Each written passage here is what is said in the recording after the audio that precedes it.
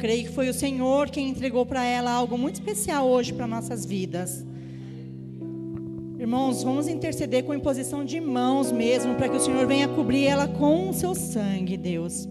Senhor, meu Deus, Pai, neste momento, Pai amado, eu clamo pela vida da tua filha, Senhor, da Samira, Pai. Deus, como tua serva fiel, Senhor amado, pessoa que realmente ama ouvir a sua voz e passar isso para nós, Senhor. Eu clamo, Deus, pela saúde dela, Pai, que todo agir maligno venha cair por terra, Senhor, em nome de Jesus, Pai.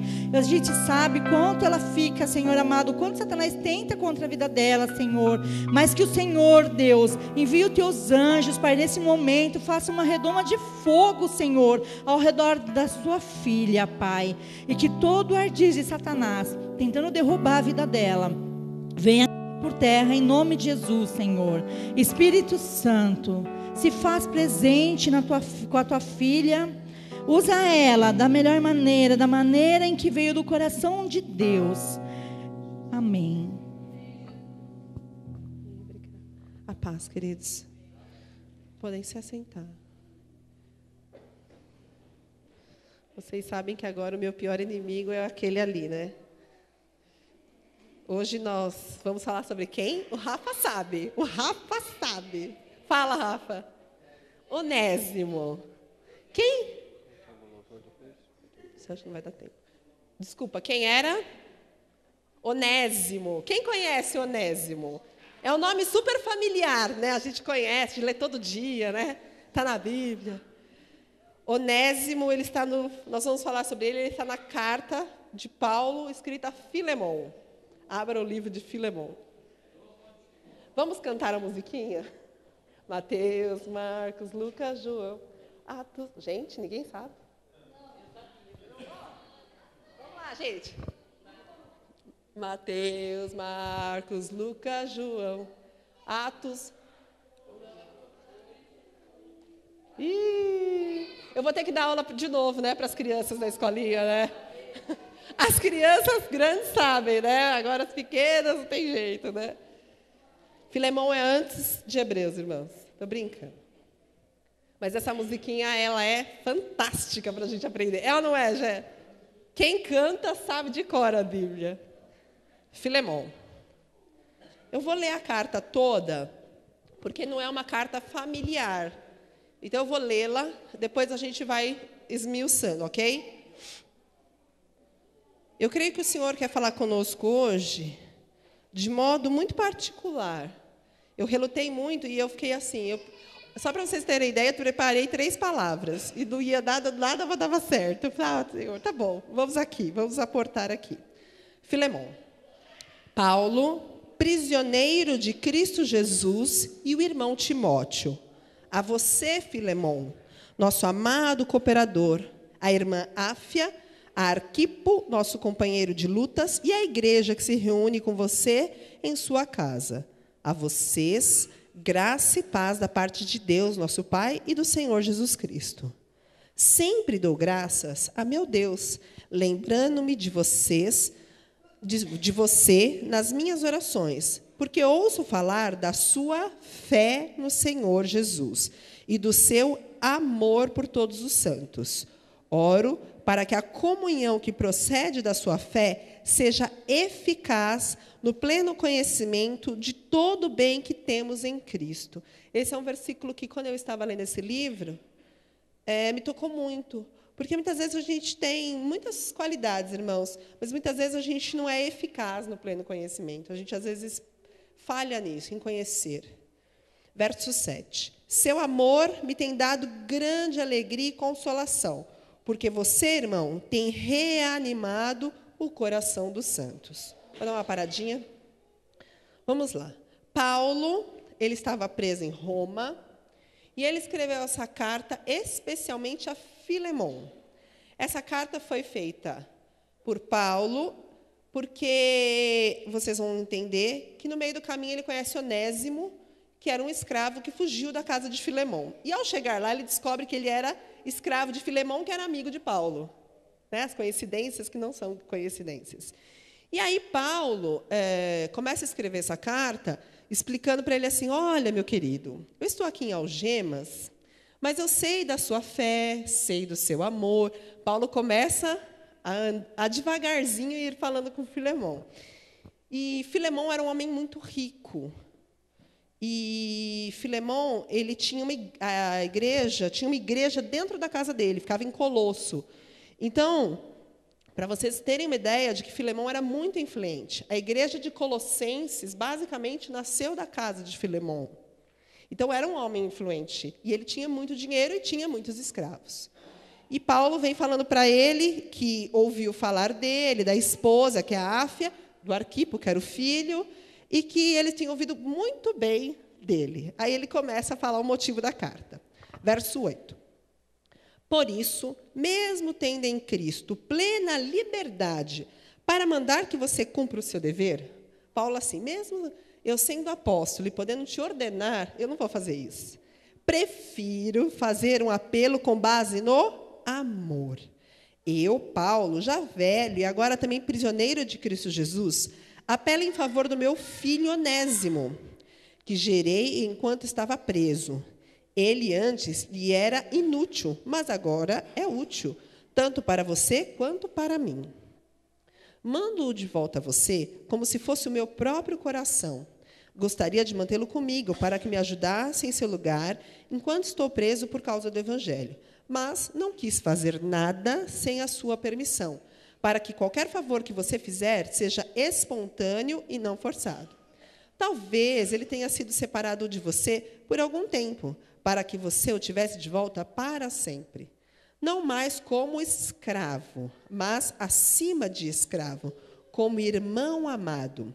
Para mim, ele é um irmão muito amado, e ainda mais para você, tanto como pessoa quanto como cristão. Assim, se você me considera companheiro na sua fé, receba-o como se estivesse recebendo a mim. Se ele o prejudicou em algo ou lhe deve alguma coisa, ponha na minha conta. Eu, Paulo, escrevo de próprio punho. Eu pagarei, para não dizer que você me deve a própria vida. Sim, irmão, eu gostaria de receber de você algum benefício por estarmos no Senhor. Reanime o meu coração em Cristo.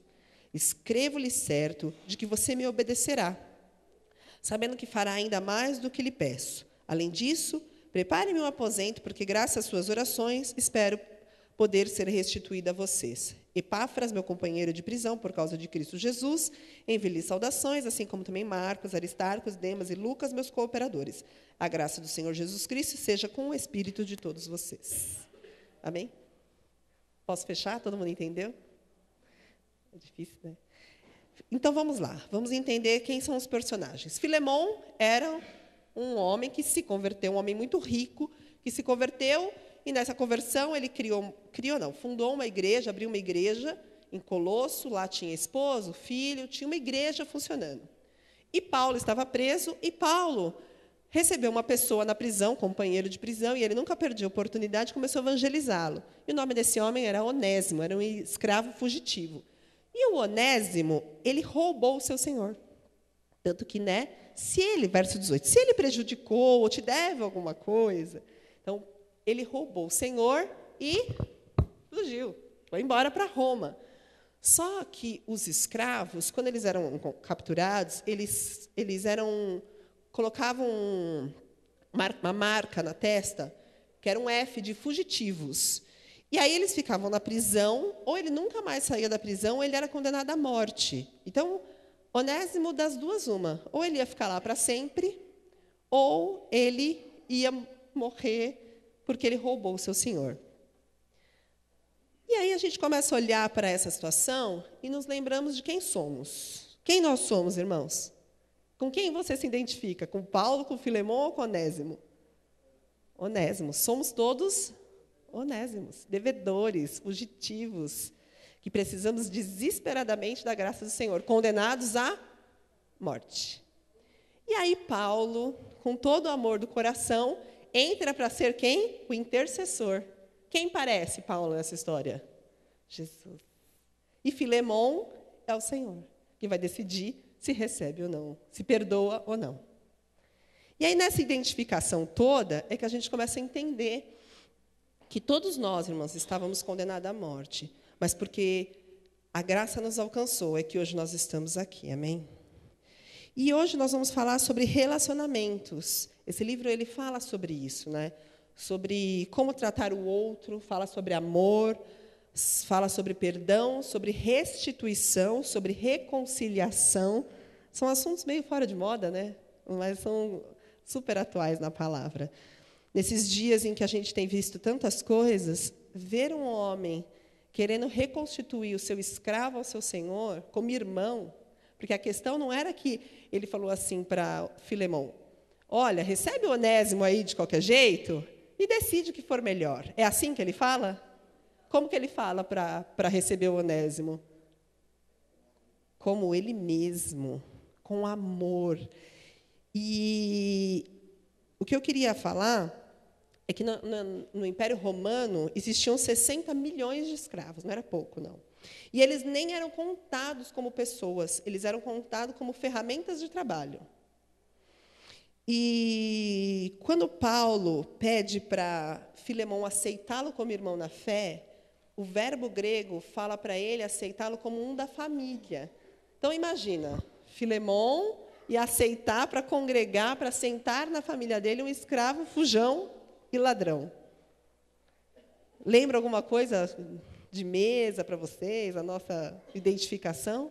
Que também nós estamos à mesa com o Senhor, porque Ele nos redimiu e nos permitiu livre acesso. Onésimo foi recebido como um membro da família. Nós éramos assim, irmãos, totalmente desgarrados, sem valor, fugitivos, mas o Senhor quis nos fazer filhos. Amém? E aí, pensando nisso, a gente olha para a postura de Paulo. Eu queria que a gente se identificasse com várias coisas aqui. Paulo, ele podia falar assim, Paulo, apóstolo de Jesus Cristo, que foi um fariseu, estudado e treinado por Gamaliel. Foi isso que ele escreveu? Como que ele escreveu? Prisioneiro, porque ele estava se identificando com quem? Com Onésimo. Então, quando a gente for falar, a gente precisa se identificar. E a gente corre sérios riscos, irmãos, porque muitas vezes a gente fala assim, então, eu sou tal pessoa, e biriri, borará, e a pessoa olha e fala para você, hã? Não estou entendendo nada. Então, quanto menos mais. Na nossa vida, quanto menos mais. Quanto mais humilde, maior nós vamos ser no reino dos céus.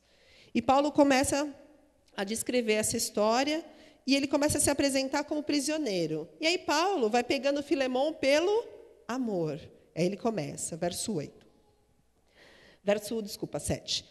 Filemão, seu amor me tem dado grande alegria e consolação, porque você, Filemão, tem feito o quê? Reanimado o coração dos santos. Por isso, é porque tem na nossa Bíblia tem uma divisãozinha, mas, na verdade, esse por isso liga ao versículo anterior. Então, já que você tem consolado a igreja de Colosso, já que você tem reanimado seus irmãos na fé, eu vou te pedir um favor. É mais ou menos assim, sabe? Paulo, ele não chega para ele e fala assim, eu vou te mandar alguma coisa. Não, eu vou te pedir algo, já que você é um amor de pessoa, já que você é uma pessoa bondosa. Não percam a oportunidade de elogiar as pessoas. No nosso tempo, parece que o elogio é uma coisa ruim. Não parece? A gente está tão mal acostumado que o elogio já soa até como falso, não é assim? Se alguém fala assim, você é tão legal, você é bom, aí você fala, o que você está querendo? O que você está querendo? Né? A gente está tão... Nossa carne já está tão dura que a gente já nem aceita. E aí Paulo começa a dizer para Filemão quem ele era. Ele era um instrumento útil, um homem para ser usado. E aí Paulo começa a dizer, verso, prefiro fazer um apelo com base no amor. Eu, Paulo, já estou velhinho, já estou no fim da vida. E prisioneiro com Cristo. Apelo em favor do meu filho Onésimo. O que aconteceu? Ele fala, gerei enquanto estava preso. Onésimo foi capturado e, pela providência divina, ele foi parar na mesma cela de Paulo. Não é lindo?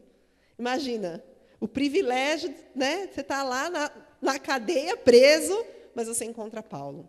E aí Onésimo se converte de verdade. Ele não foi uma conversão assim, só porque eu estou aqui, porque ele nem sabia se ele ia viver. E aí ele fala assim, o meu filho Onésimo, ele adota Onésimo como trabalhador.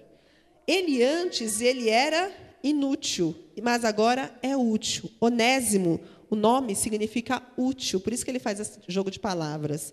Então, ele para você antes era um escravo qualquer, era inútil, mas agora ele é útil para você, tanto para você quanto para mim. Aí, manda-o de volta a você como se fosse o meu próprio coração. Paulo, quando ele fala para Filemão, ele fala assim, eu poderia te mandar muitas coisas, mas eu vou te mandar alguém do qual ninguém dava valor, para você entender como é o amor de Deus. Alguém que ninguém dava nada, e que hoje, transformado, pode mudar a sua vida e a sua congregação. Muitas pessoas a gente olha e fala assim, isso aí não vai dar nada na vida, mas nada. A gente olha e fala assim, ai. Mas aí o Senhor, por misericórdia, pega aquela pessoa e transforma em instrumento para a glória, né? Verso 13. Gostaria de mantê-lo comigo, para que me ajudasse em seu lugar, enquanto estou preso por causa do Evangelho. Não quis fazer nada sem a sua permissão. E aí entra pontos delicados, irmãos. A gente não deve impor nada ao outro. E a gente não deve tirar proveito do outro. Nem pela nossa autoridade, nem pela nossa posição, nem porque eu sou patrão, nem porque eu estou com autoridade eclesiástica. Nunca. A gente deve sempre olhar para os exemplos de Cristo, olhar para o exemplo de Paulo e saber como a gente trata os nossos funcionários, os nossos subordinados, e entender que é com amor, não é nada forçado. Verso 15. Talvez ele tenha sido separado de você por algum tempo, porque por um momento ele foi separado, mas depois ele estava voltando para casa para sempre, para a eternidade. Será que a gente tem essa compreensão de eterno? Será que a gente consegue compreender que, às vezes, Deus nos dá pessoas para a gente para sempre? Para sempre. Porque, às vezes, a gente briga com alguém e fala assim, eu nunca mais quero te ver. Se vocês forem morar no mesmo céu, um dos dois vai, ou um fica, ou os dois vão, vocês vão morar junto eternamente. Então, Paulo, ele quis lembrar a Filemão que a perca momentânea dele ia produzir glória eterna, tanto que foi o que aconteceu, Onésimo se converteu. E aí ele começa a apelar, não mais como escravo, mas acima de escravo, como irmão amado. Verso 17. Assim, se você me considera companheiro na fé, receba-o como se estivesse recebendo a mim. E aí nós vamos pensando, será que nós teríamos a mesma compaixão, e o mesmo amor, e o mesmo perdão? Alguém te roubou, alguém foi embora, é tua propriedade, né? E aí você teria esse mesmo amor de reconstituí-lo, de recebê-lo, de elevá-lo, de colocá-lo no lugar mais alto? Alguém que te causou um dano. Pense em alguém que, bateu no carro, te assaltou, fez um mal.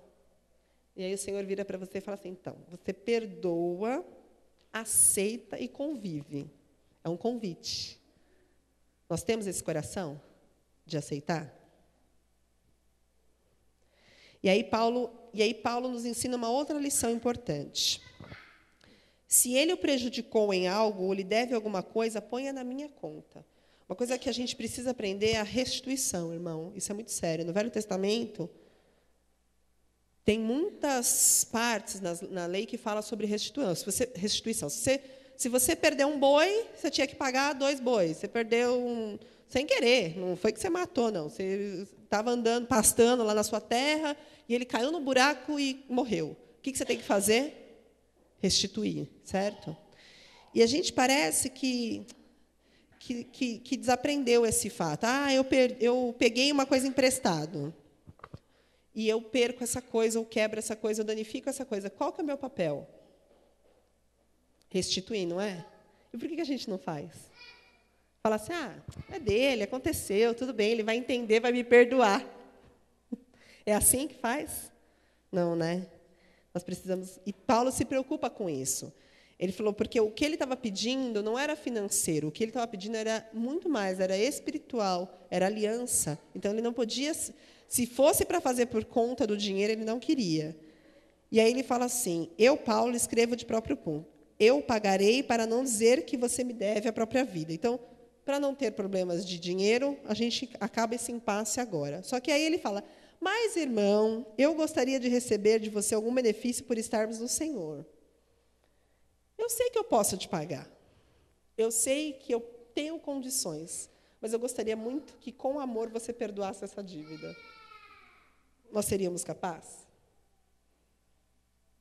Pensem numa coisa que vocês falam assim, é impossível perdoar essa situação.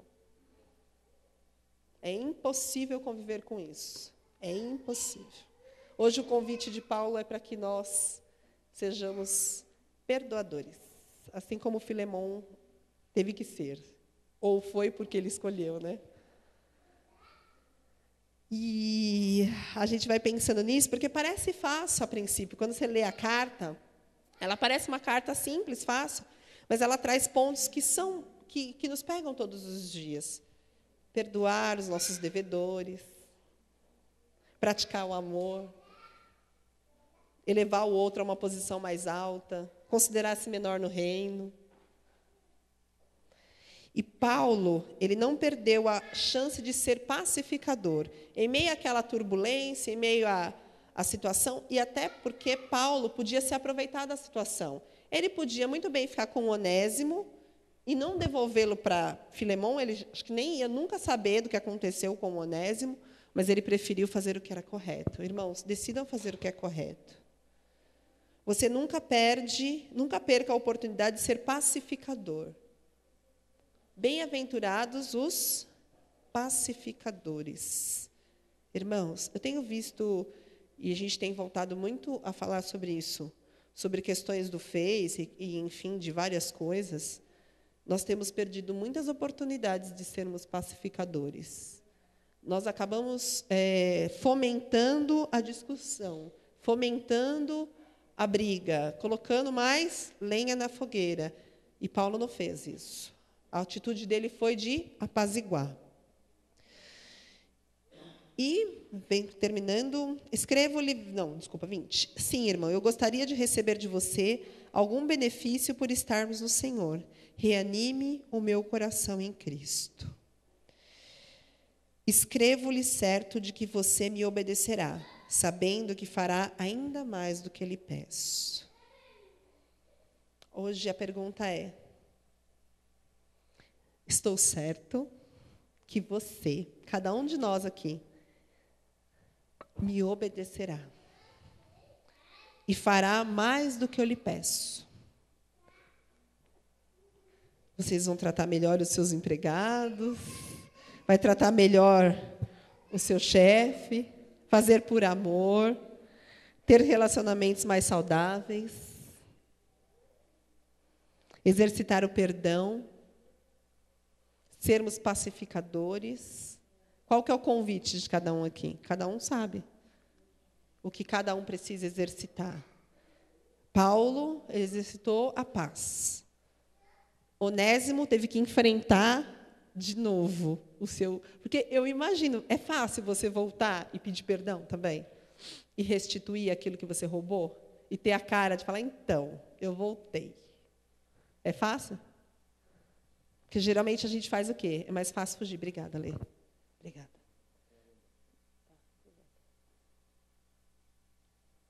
É mais fácil a gente fugir dessa situação, né? Ah, não vou mais. Tudo bem, já perdoei, já passou, deixa para lá. Mas o Senhor fala assim, então, volta lá. Volta lá. Resolve o que está pendente. Aí a gente fala, tem certeza? Ele fala, tenho certeza. Hoje, tá bom, Jesus, eu volto lá. E a terceira coisa é para sermos como Filemon, perdoadores e amarmos. Esses são os convites que nós temos hoje. Precisamos nos identificar com os que pecam. Paulo, ele em nenhum momento ele Ele apontou para o pecado de Onésimo. Vocês percebem na carta? Ele trata com muita delicadeza. Ele fala, então, se ele te fez alguma coisa, ele sabia que ele tinha feito. Mas se ele te fez alguma coisa, releva, perdoa, eu te pago. Ele se converteu. É assim que a gente faz, né? Tá vendo aquele lá? Ele fez isso para mim. Não é assim? E aí, ele falou assim, então, aceita-o de volta. Perdoa, recomeça. E eu queria só ler com vocês Romanos 5:8. Ó, foi rápido.